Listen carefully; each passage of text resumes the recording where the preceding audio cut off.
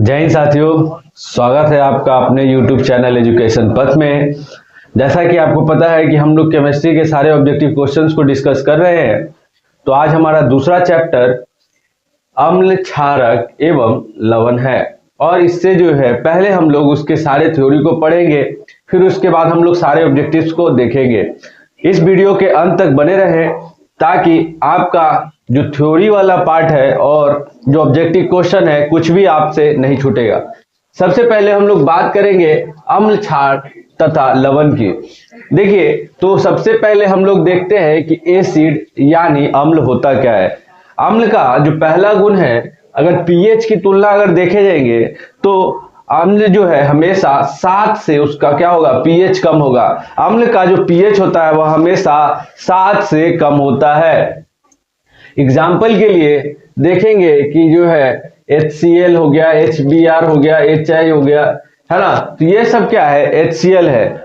क्यों? देखिए, यह जो है क्या होता है कि जल में घुलकर H+ आयन देता है। जितने भी जो एसिड होंगे, अम्ल होंगे, सब के सब जल में घुल के क्या देंगे, है ना, हाइड्रोजन आयन H+ आयन देते हैं, है ना।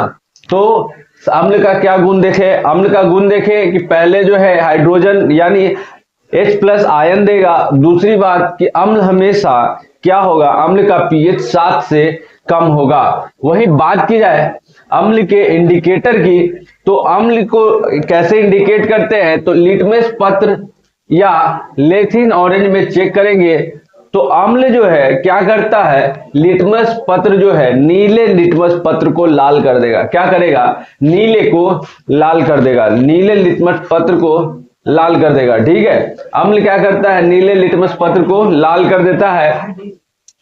दूसरी बात है कि अम्लों की अभिक्रिया करके जो है क्या करता है, अम्ल हाइड्रोजन और लवण गैस बनाता है। ठीक है, अगर कोई धातु क्या करे, अगर कोई भी धातु अम्ल से अभिक्रिया करेगा तो वह क्या बनाएगा, एक या तो लवण बनाएगा और दूसरा बात कि वह हाइड्रोजन गैस निकालेगा। उदाहरण के लिए देखिए, जिंक को अगर क्या करे, H2SO4 के साथ अगर रिएक्ट कराते हैं तो वह बना लेता है ZnSO4 और हाइड्रोजन गैस देखेंगे कि यहाँ पे मुक्त हो रहा है। क्या मुक्त हो रहा है, हाइड्रोजन गैस मुक्त हो रहा है। तो ऐसी अभिक्रियाएं हमको किसमें देखने को मिलती है, एसिड में देखने को मिलती है, अर्थात अम्ल में देखने को मिलती है। अगली बात अगर हम करें तो अम्ल जो है धात्विक ऑक्साइड से अभिक्रिया कर क्या बनाएगा, लवण तथा जल बनाएगा। पहला हम लोगों ने देखा कि अगर धातु से अभिक्रिया करेगा तब क्या बनाएगा, लवण बनाएगा और दूसरी बात हाइड्रोजन गैस मुक्त करेगा। और इसके बाद हम देखें कि अम्ल अगर धात्विक ऑक्साइड से अगर अभिक्रिया करता है ना, तो वो क्या बनाएगा, लवण तो बनाएगा ही, साथ ही साथ जल भी बनाएगा, हाइड्रोजन। देखिए, अगर क्या है, CuO के साथ यानी कॉपर ऑक्साइड के साथ अगर 2 HCl क्या करता है, अभिक्रिया करता है, HCl अभिक्रिया करेगा तो बनाएगा CuCl2 और साथ ही साथ यहां देखेंगे क्या कर रहा है, हाइड्रोजन यहां क्या कर रहा है ना। तो यहाँ पे H2SO4 यानी जल बन रहा है। क्या बन रहा है, जल बन रहा है ना। वहीं बात की जाए कि देखिए, अगर धातु कार्बोनेट या बाइकार्बोनेट से अगर एसिड को अभिक्रिया कराएंगे तब ऐसे में लवण तो बनेगा ही, साथ ही साथ CO2 गैस निकलेगा। क्या बनाएगा, Ca2 गैस बनाएगा। ठीक है, और जल बनाएगा। ये देखिए यहां पे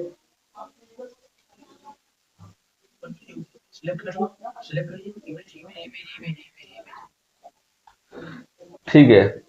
अब यहाँ पे देखिए एग्जाम्पल के लिए है N2CO3 अगर 2 HCl के साथ अभिक्रिया करेगा तो क्या बना रहा है, 2NaCl बनाएगा ही, साथ ही साथ बताइए क्या बनाएगा, H2O बनाएगा और CO2 बनाएगा। यानी यहाँ पे जब कभी भी हम लोग देखेंगे कि एसिड का, देखिए अब क्या क्या गुण दिखे, पहला उसका पीएच, पहला क्या देखे, पीएच 7 से कम होगा।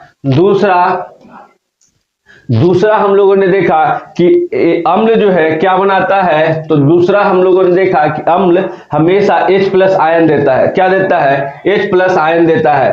तीसरा गुण क्या देखे कि अम्ल में जो है नीले लिटमस पत्र को लाल कर देगा, नीले लिटमस पत्र को लाल कर देगा। चौथी बात कि जब कभी भी एसिड को धातु के साथ अभिक्रिया कराएंगे तब वह हाइड्रोजन गैस मुक्त करेगा। क्या करेगा? हाइड्रोजन गैस मुक्त करेगा। पांचवी बात क्या देखें, जब कभी भी है ना एसिड को धात्विक ऑक्साइड के साथ, धात्विक ऑक्साइड, देखिए ऑक्साइड आ गया, तो जब कभी भी धात्विक ऑक्साइड से अभिक्रिया कराएंगे तब वह क्या करेगा? लवण तो बनाएगा ही, साथ ही साथ क्या बनाएगा? जल भी बनाएगा। क्या बनाएगा? जल भी बनाएगा। वहीं अगर कार्बोनेट आ गया या बाइकार्बोनेट आ गया जिसके साथ अगर एसिड की अभिक्रिया कराएंगे तब वो क्या बनाएगा? या CO2 गैस तो बनाएगा ही, साथ ही साथ H2O यानी जल भी बनाएगा। तो इसके साथ हम लोगों ने देखा कि एसिड के ये 6 पॉइंट आपको एकदम कंठस्थ होने चाहिए। आगे हम लोग बढ़ते हैं। एसिड आपको समझ में आ गया होगा, यानी अम्ल की सारी बातें आपको समझ में आ रही होगी। ठीक है, अब हम लोग बढ़ते हैं क्षार के तरफ। किसके तरफ? क्षार के तरफ। देखिए क्षार का जो pH मान होता है वह 7 से ज्यादा होगा। कैसा होगा? 7 से ज्यादा होगा। तो ऐसे जो है यौगिक को हम लोग क्षार कहेंगे। जिसका जो है pH वैल्यू 7 से ज्यादा होगा वह सब क्या हो जाएगा? बेस अर्थात क्षार हो जाएगा। देखिए क्षारक जो है क्या होता है? जल में घुल जाता है। जल में घुलेगा तब OH आयन देगा। क्या देगा? OH minus. क्या देगा? OH minus. इसी को एल्कोहल भी बोलते हैं। क्या बोलते हैं? एल्कोहल भी बोलते हैं। लेकिन याद रखना है OH माइनस, और एसिड क्या देता था? H प्लस, और ये क्या देगा? OH minus. वहीं बात की जाए तो कुछ आपको क्षारक के नाम याद होना चाहिए, जैसे कि देखिए KOH, NOH, CaOH का होल 2। ये सब तो जो है आपको हमेशा कुछ एसिड का नाम, कुछ बेस का नाम है ना आपको याद होना चाहिए। कुछ लवण का नाम जैसे NaCl हो गया, KNO3 हो गया, तो ये आपको थोड़ा याद रहना चाहिए। अगली बात हम लोग अगर इसकी करें तो यहाँ पे हम लोग समझते हैं कि जब कभी भी, अब इसकी बात में पहला पॉइंट में हम लोगों ने देखा कि इसका pH वैल्यू 7 से ज्यादा होगा। दूसरा पॉइंट हम लोगों ने देखा कि जल में घुलकर क्या देता है? ये OH माइनस। तीसरी बात हम लोग देखेंगे कि यह जो है ना जल में जो है ये जल में विलय क्षारक है, यानी ये जो है जल में घुल जाता है, जल में घुल जाता है। और साथ ही साथ अगर इसके इंडिकेटर की बात की जाए तो यह लाल लिटमस पत्र को नीला कर देगा। लाल को कैसा कर देगा? नीला। लाल को कैसा कर देगा? नीला। तो अब आप समझेंगे कि बेस का काम क्या है कि लाल लिटमस पत्र को वह जब हम चेक करेंगे कि यह बेस है कि नहीं तो क्या कर देगा? अगर लाल लिटमस पत्र डालेंगे तो उसको नीला कर देगा। अगली बात है कि यह धातु से अभिक्रिया करके क्या बनाएगा? Hydrogen gas. यह भी जो है हाइड्रोजन गैस बनाता है। क्या बनाता है? लवण तो बनाएगा ही, साथ ही साथ क्या बनाएगा? यह भी हाइड्रोजन गैस बनाता है। यहां भी हम लोगों ने देखा धातु भी अभिक्रिया करके हाइड्रोजन गैस बनाता था, और यह भी क्या करेगा? हाइड्रोजन गैस बनाएगा। दोनों में यह बात कॉमन है कि चाहे एसिड हो चाहे बेस हो, धातु के साथ अभिक्रिया करके क्या बनाएगा? हाइड्रोजन गैस बनाएगा। अगर हम लोग इसको धात्विक ऑक्साइड के साथ अभिक्रिया कराते हैं तब यह क्या बनाएगा? यह भी लवण तथा जल बनाता है। यह भी लवण तथा जल बनाता है। दोनों का सेम है, पॉइंट याद रखना है। अगली बात की जाए कि जब देखिए एसिड और बेस को जब मिला देंगे तब क्या होगा? या बेस का गुण आपको पता चल गया। अब हम लोग देखेंगे कि अगर एसिड और बेस दोनों को मिला देते हैं तब बनता है लवण अर्थात साल्ट। इसी को क्या बोल देते हैं? साल्ट या लवण। ठीक है, अब देखिए इसका जो pH वैल्यू होगा वह तो 7 ही होगा। ठीक है, क्या हो जाएगा? 7 हो जाएगा। अगर देखिए यह जो है क्या होता है? अम्ल एवं क्षारक की अभिक्रिया से जो पदार्थ बनता है, अब ये बनेगा कैसे? तो यह क्या करेगा? यह उदासीन होता है। ठीक है, यह क्या होता है? उदासीन होता है। जब एसिड और बेस को जब मिला देते हैं तब इसका निर्माण होता है। कब निर्माण होता है? जब एसिड और बेस को मिला देते हैं तब क्या बनता है? साल्ट या लवण बनता है।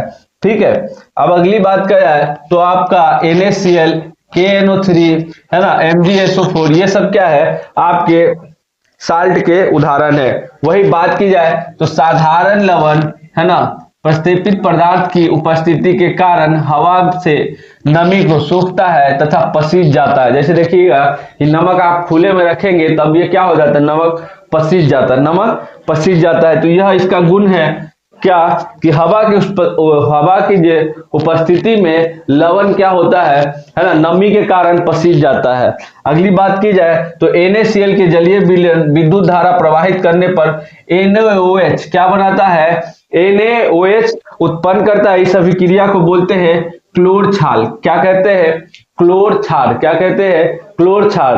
ठीक है, जब NaCl विलयन में क्या विद्युत धारा प्रवाहित करेंगे तब क्या बना लेगा, NaOH। इसी को ही क्या कहा जाता है, क्लोर क्षार। क्या कहा जाता है, क्लोर क्षार। इस तरह से हम लोगों ने देखा एसिड, बेस और साल्ट के जो है आप परिभाषा समझ सकते हैं। देखिए कुछ जो है एसिड के नाम आपसे हमेशा पूछे जाएंगे जो प्राकृतिक स्रोत है और उसमें कुछ एसिड पाए जाते हैं। जैसे सिरका की बात की जाए तो सिरका में पाया जाता है एसिटिक एसिड। क्या पाया जाता है, एसिटिक एसिड। सिरका में क्या पाया जाता है, एसिटिक एसिड। अगर एग्जाम्पल में आपसे पूछा जाए कि बताइए कि संतरा में कौन सा एसिड पाया जाता है तो आप बताएंगे साइट्रिक एसिड। क्या बताएंगे, साइट्रिक एसिड। संतरा में साइट्रिक एसिड। वही दही में जो खट्टा होता है वह दही खट्टा किसके कारण होता है, तो लैक्टिक एसिड के कारण।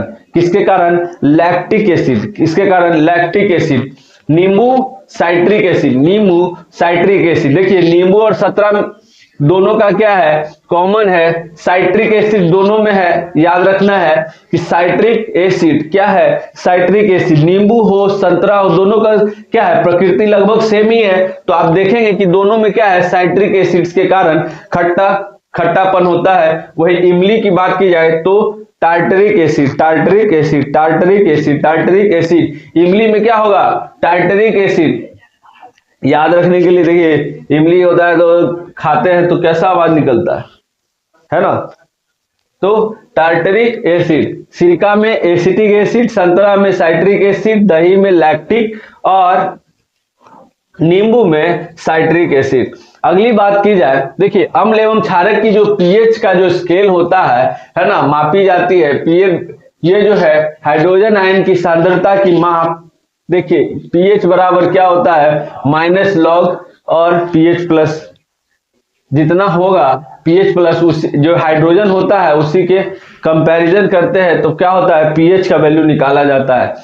अब देखिए NaOH जब हम देखा था कि लवण के अगर जो है NaCl के अंदर, NaCl विलयन के अंदर अगर हम लोगों ने विद्युत धारा प्रवाहित की तब क्या बनता था, NaOH। क्या बनता था, NaOH। अब NaOH का उपयोग अगर हम लोग देखेंगे तो कहाँ होता है, देखिए साबुन तथा अपमार्जक बनाने में, कृत्रिम फाइबर बनाने में, कागज बनाने के लिए। तो NaOH का उपयोग भी आपसे पूछा जा सकता है कि NaOH का उपयोग कहाँ होता है, तो आप बताएंगे कि साबुन तथा अपमार्जक बनाने में, कृत्रिम फाइबर बनाने में एवं कागज बनाने में इनका उपयोग किया जाता है। अगली बात करें विरंजक चूर्ण की, तो विरंजक चूर्ण जो है क्या है, शुष्क बुझा हुआ चूने पर क्लोरीन की अभिक्रिया से विरंजक चूर्ण बनता है। उदाहरण के लिए देखिए CaOH का होल 2 प्लस अगर क्या करेंगे, क्लोरीन के साथ अभिक्रिया कराएंगे तब क्या बनेगा, CaOCl का CaCl2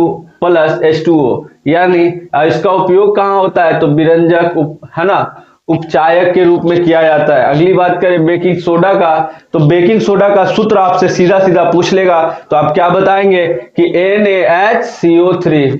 इसका उपयोग कहाँ होता है, तो खाना बनाने में।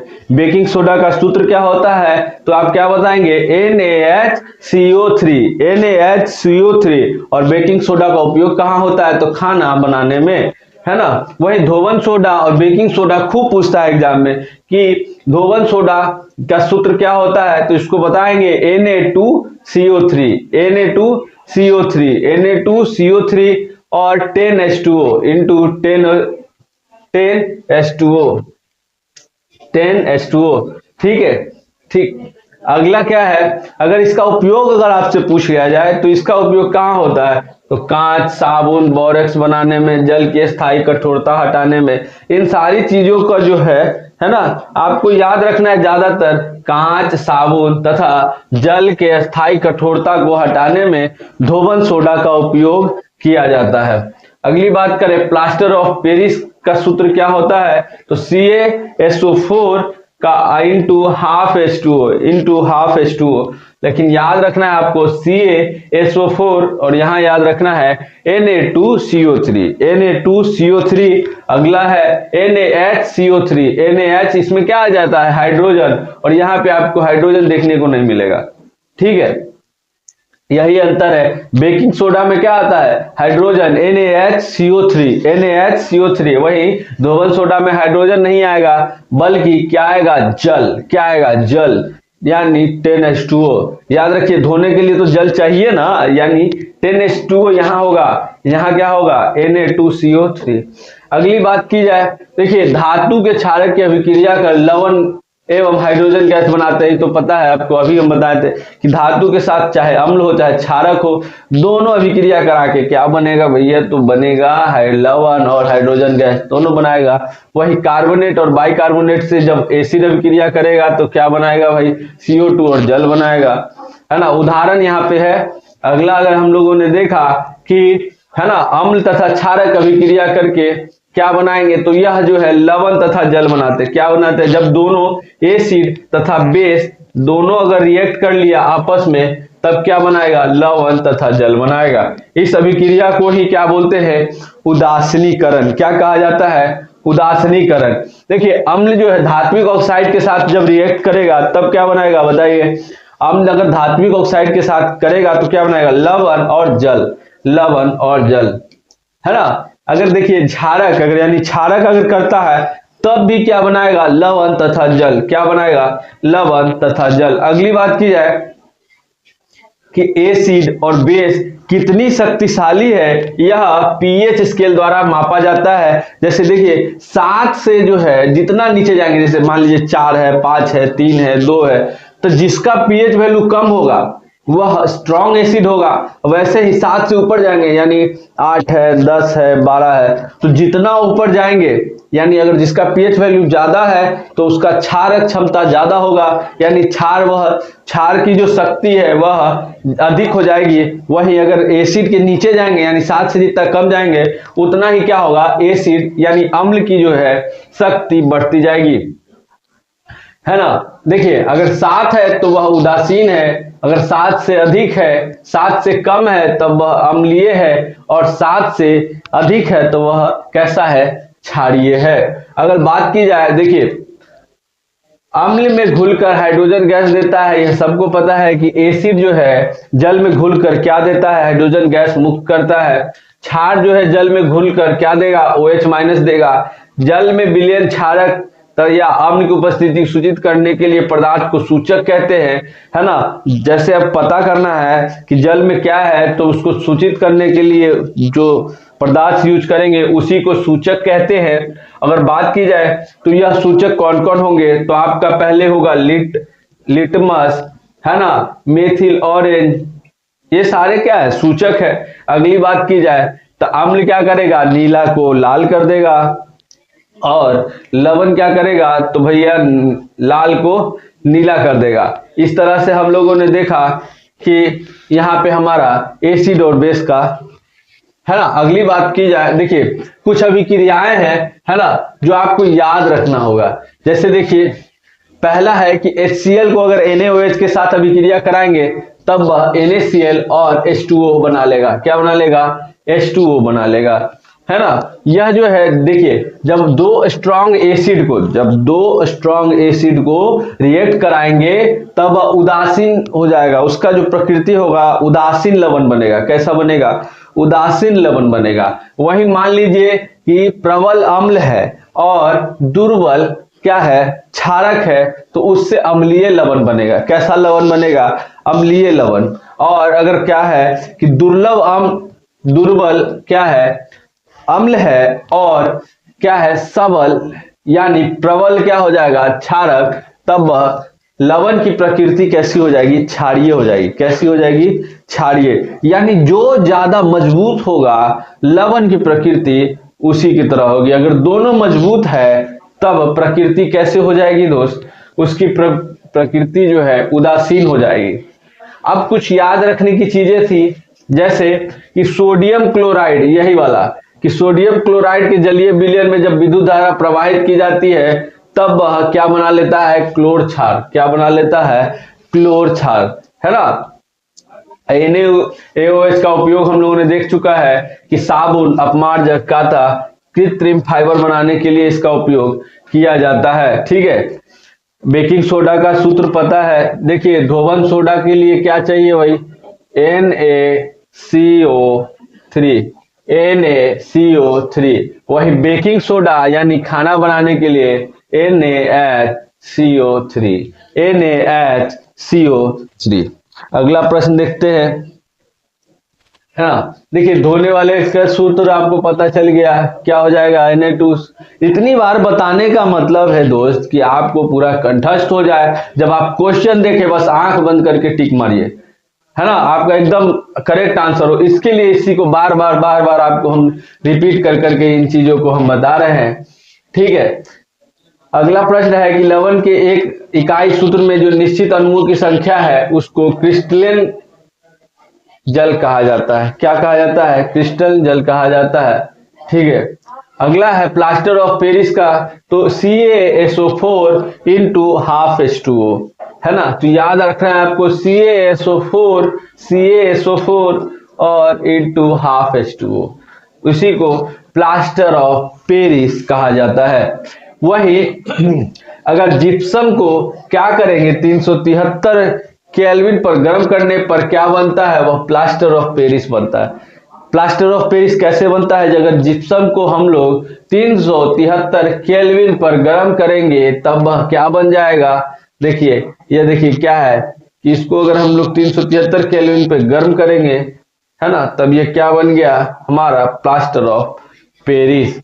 अब इसका उपयोग क्या होता है कि टूटी हुई हड्डी को सही जगह पर स्थिर करने के लिए, मूर्ति बनाने के लिए, है ना। जब देखेंगे कि हड्डी उड्डी टूट जाता है तो उस पर प्लास्टर कर देता है, तो सीमेंट वालू से प्लास्टर थोड़ी किया जाता है, उस पर किया जाता है प्लास्टर। तो उसका उपयोग होता है किसका, प्लास्टर ऑफ पेरिस का, प्लास्टर ऑफ पेरिस का।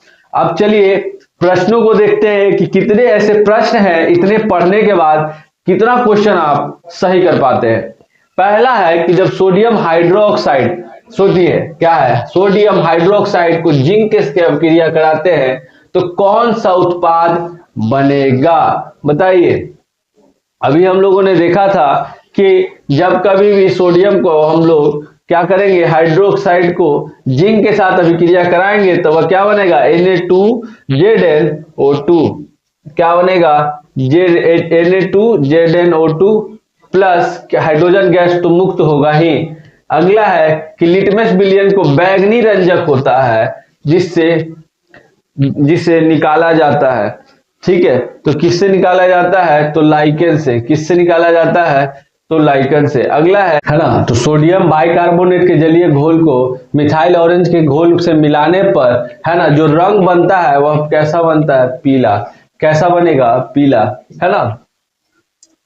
अगला है कि NaOH कैसा है, बताइए। अभी हम लोगों ने देखा था कि NaOH कैसा है, तो यह क्षारीय है। कैसा है, क्षार है, अम्ल नहीं है, यह क्या है, क्षार है। आप यहाँ पे देखिए OH जहां रहेगा उसको एकदम क्षार मारिए, क्या मारिए, क्षार। और जब शुरू में H है तो उसको एसिड मारिए, एकदम एसिड। जैसे देखिए HCl मारिए एसिड, कोई दिक्कत नहीं है। H2SO4 क्या है, एसिड, क्योंकि हाइड्रोजन शुरू में है। OH अगर लास्ट में अगर आपको दिखे तो मारिए एकदम कि एकदम क्या है, क्षार है। ठीक है, कोई दिक्कत नहीं है इसमें। अगला प्रश्न देखते हैं कि निम्नलिखित में से किस विलयन का उपयोग दीवारों में सफेदी के लिए करने के लिए, तो दीवार पे हम लोग घर जो पेंट करते हैं किसका करते हैं, बताइए। हम लोग चूना का यूज करते हैं। किसका उपयोग करते हैं, चूना का। तो चूना का क्या हो जाएगा, देखिए CaOH का होल 2, CaOH का होल 2। अगला प्रश्न देखते हैं कि एक छात्र कांच की परखनली में दिए गए सोडियम बाइकार्बोनेट के तनु विलयन में सार्वभौम सूचक की कुछ बूंदे मिलाता है तो निम्नलिखित में से कौन सा रंग उसको दिखेगा, बताइए। अगर उसको क्या किया जाए तो उसको रंग दिखेगा कैसा दोस्त, तो हरा दिखेगा। कैसा दिखेगा, हरा दिखेगा। अगला बात की जाए कि जब लिटमस विलयन में न तो अम्लीय हो न क्षारीय हो तब वह विलयन का रंग कैसा होगा, बताइए। बैगनी। कैसा होगा? बैगनी। अगर वो न अम्ल है न क्षार है तो कैसा दिखेगा? बैगनी। जब लाल और नीला को जब आप मिला दीजिएगा तो बैगनी कलर बन जाता है। अगर आपको बैगनी कलर मिलाना है तो नीला और लाल रंग को मिला दीजिए, देखिएगा कि बैगनी कलर दिखेगा। तो कैसा दिखेगा आपको? बैगनी। अगला है कि खाद्य पदार्थ के डिब्बों पर जिंक के बजाय टीन का लेप होता है, क्यों? बताइए। क्योंकि आपको पता है कि टीन की अपेक्षा जिंक महंगा होता है, तो महंगा सस्ता का बात नहीं है। कि टीन की अपेक्षा जिंक का गलनांक अधिक होता है, तो गलनांक का भी बात नहीं है। टीन की अपेक्षा जिंक अधिक अभिक्रियाशील है और टीन की अपेक्षा जिंक जो है कम अभिक्रियाशील है। तो जिंक जो है क्या है? अधिक अभिक्रियाशील है, इसीलिए उसका उपयोग नहीं किया जाता है। कि अगर उसको उपयोग करेंगे या वो अभिक्रिया कर लेगा, अंदर मान लीजिए जो चीज रखे उसी से अभिक्रिया कर लेगा, इसीलिए टीन का उपयोग किया जाता है, जिंक का नहीं। अगला है कि कौन सा पदार्थ है ना लाल लिटमस को नीला कर देगा? तो लाल को नीला कर देगा कौन? तो वह क्षार करेगा। और नीले को लाल करेगा तो वह एसिड हो जाएगा, अम्ल हो जाएगा। जिंक तथा सल्फ्यूरिक अम्ल के बीच अभिक्रिया निम्नलिखित में से कौन सी गैस निकलती है? तो जिंक और जब सल्फ्यूरिक एसिड की अभिक्रिया होगी तब निकलेगा दोस्त हाइड्रोजन गैस। कैसा निकलेगा? Hydrogen gas. अगला है कि अम्ल और क्षार आपस में अभिक्रिया कर लेंगे तब क्या बनेगा? वह लवण बनाएगा। लवण। कैसा लवण? लवण बनाएगा। अब देखिए ये नहीं बोला है प्रबल लवण या प्रबल क्षार, है ना, लवण बनाएगा। ठीक है, अब हमको तो नहीं पता है कि स्ट्रांग है कि कौन है, तो जो ज्यादा प्रबल, अगर मान लीजिए प्रबल अम्ल रहेगा तो प्रबल बनेगा। अगला कहते हैं कि निम्नलिखित में से कौन सा भस्म नहीं है? भस्म नहीं है, बताइए। निम्नलिखित में से कौन भस्म नहीं है? तो यह NaCl। NaCl कैसा है? तो यह NaCl लवण है। कैसा है? लवण है। अगला कहते हैं कि निम्नलिखित में से यौगिकों में कौन अम्ल है? निम्नलिखित में से यौगिक में से कौन अम्ल है? तो अभी हम आपको चेक करने का प्रकृति बताए थे कि जहां शुरू में हाइड्रोजन हो तो दम मार दीजिए। देखिए कहीं शुरू में हाइड्रोजन दिख रहा है, यहां है H2SO4। अगला है निम्नलिखित में से कौन प्राकृतिक सूचक है? बताइए। तो प्राकृतिक सूचक जो होगा दोस्त वह हो जाएगा हल्दी। क्या हो जाएगा? हल्दी। धातु के ऑक्साइड होते हैं, तो धातु के ऑक्साइड कैसे होंगे? अम्लीय होंगे, क्षारीय होंगे, उदासीन होंगे, कैसा होगा? तो यह होता है अम्लीय। धातु के जो ऑक्साइड होते हैं वह अम्लीय होते हैं। निम्नलिखित में से कौन क्षारीय ऑक्साइड है? निम्नलिखित में से कौन क्षारीय ऑक्साइड है? तो इसका सही उत्तर हो जाएगा दोस्त Na2O। Na2O। अगला है बुझा हुआ चूने का सूत्र बताइए। बुझा हुआ जो चूना है उसका सूत्र बताइए। तो ये हो जाएगा क्या? CaOH का होल 2। CaOH का होल 2। जल में घुलनशील भस्म को क्या कहते हैं? तो जल में घुलनशील भस्म को कहते हैं दोस्त क्षार। क्या कहते हैं? क्षार। निम्नलिखित में से कौन संक्षारक अम्ल है? निम्नलिखित में से कौन संक्षारक अम्ल है? तो यह हो जाएगा सल्फ्यूरिक एसिड। क्या हो जाएगा? Sulphuric acid. अगला प्रश्न है कि अमोनियम क्लोराइड का जलीय विलयन कैसा होगा? तो जलीय विलयन हो जाएगा एसिडिक। क्या बोल रहा है? अमोनियम क्लोराइड, तो उसका कैसा हो जाएगा? एसिड। अगला प्रश्न है कि बैटरी में जो एसिड डाला जाता है वह कौन सी एसिड हो जाएगी? तो सांद्र H2SO4। कैसा? सांद्र H2SO4 डाला जाता है। अगला है कि लौंग का तेल किस प्रकार का सूचक है? तो लौंग का तेल जो हो जाएगा दोस्त वह गंधीय सूचक हो जाएगा। कैसा हो जाएगा? गंधीय सूचक। अगला है निम्नलिखित में से कौन सा आयन लाल लिटमस विलयन को नीला कर देगा? तो लाल को नीला करेगा कौन? बताइए। लाल को नीला कौन करेगा? H+ कैसा हो जाएगा? एसिडिक। क्या हो जाएगा? एसिडिक। अब यही होगा ना OH वाला। OH माइनस जो है क्या करेगा? लाल को नीला कर देगा। निम्नलिखित में से कौन एक प्रबल क्षारक है? बताइए। निम्नलिखित में से कौन एक प्रबल क्षारक है? तो यह हो जाएगा NaOH। कैसा हो जाएगा? प्रबल क्षारक। कह रहा है कोई भी लाल लिटमस को नीला कर देता है, तो लाल को नीला कर देगा तो इसका मतलब क्या है? वह क्षार है। लाल को नीला कर दे रहा है, इसका मतलब क्षार है, तो उसका पीएच वैल्यू जो होगा 7 से अधिक हो जाएगा। कैसा हो जाएगा? 7 से अधिक हो जाएगा। अगला प्रश्न है कि निम्नलिखित में से जलीय विलयन में निम्नलिखित में से कौन उत्पन्न होता है? तब जब अम्लीय अम्ल के जो जलीय विलयन होगा तो उसमें से क्या निकलेगा? Hydrogen ion. क्या निकलेगा? Hydrogen ion. क्या निकलेगा? Hydrogen ion. अगला है कि निम्नलिखित में से यौगिकों में से कौन दुर्बल अम्ल है? तो दुर्बल अम्ल कौन होगा? तो बताइए। जिसमें ज्यादा ऑक्सीजन आपको दिखे तो वह क्या हो जाएगा? देखिए यह जो है CH3COOH, तो ये कैसा है? तो यह एक दुर्बल अम्ल है। इस प्रकार से हम लोगों ने देखा कि एसिड, बेस और साल्ट से यानी अम्ल, क्षार और लवण से जितने भी ऑब्जेक्टिव क्वेश्चंस बिहार बोर्ड ने आपसे पूछे थे वो सबको हम लोगों ने डिस्कस किया। अगले वीडियो में हम लोग नेक्स्ट चैप्टर से जुड़े हुए पहले थ्योरी को देखेंगे, उसके बाद हम लोग देखेंगे कि कितने ऑब्जेक्टिव पूछे हुए हैं। ठीक है, तो मिलते हैं कल। ठीक है, नेक्स्ट वीडियो में। धन्यवाद।